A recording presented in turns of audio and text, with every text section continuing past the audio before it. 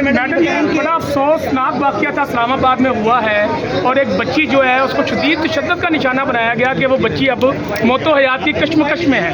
तो क्या जज्बात हैं आपके उस बच्ची को देखकर?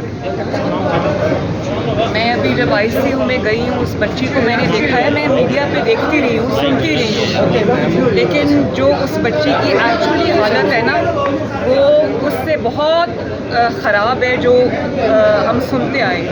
उसकी स्किन इतनी बुरी तरह तेज़ाब से जलाई हुई है कि उसके स्किन के अंदर इतने बड़े बड़े वो हैं ज़ख़म हुए हुए हैं, इतने डीप ज़ख़म हैं, और डंडों के साथ मार मार के उसकी हड्डियां तोड़ी हुई हैं, फ्रैक्चर्स हैं उसके बाजू में।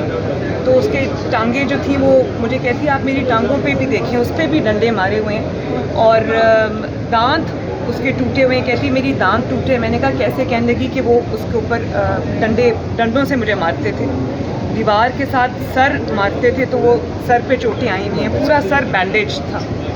और फिर मैंने कहा आपने कभी किसी को बताया नहीं? आप 6 महीने उनके पास काम करती रही। कहती वो कहते थे कि बताओगी तो आपको तीसरी मंजिल से धक्का दे देंगे। मैम, उस फैमिली के लिए आपकी तरफ से कोई ऐलान?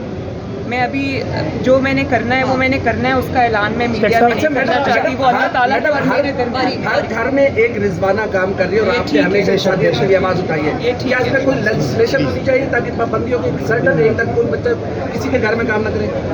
देखिए, मैं पाकिस्तान में लेजिस्लेशंस की कमी नहीं है, पाकिस्तान में कवानीन की कमी नहीं है।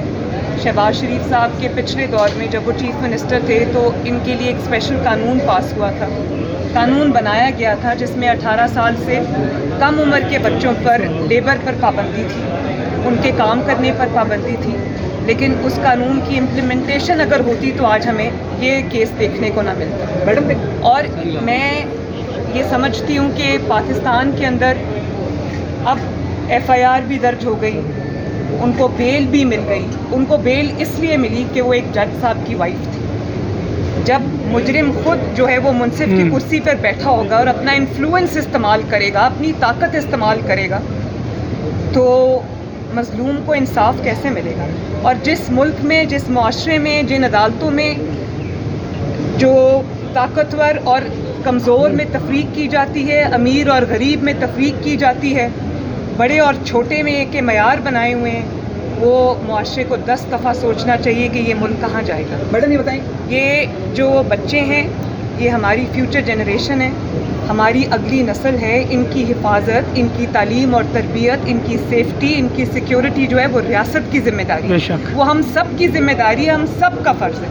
और अगर रिजवाना जैसा, और मुझे ये बात तकलीफ़ दे इसलिए कि रिजवाना का एक केस कौम के सामने आया है, मीडिया के सामने आया है, लाइमलाइट में आया है, पब्लिक आई में आया है, पता नहीं कितने इस तरह के केस जो हैं वो खौफ में, डर में, ताकत के इस्तेमाल से छुपा दिए जाते हैं। तो ये बहुत तकलीफ दे बात है। अच्छा मैडम, ये बताएं कि आप दुबई बताइएगा कि इलेक्शन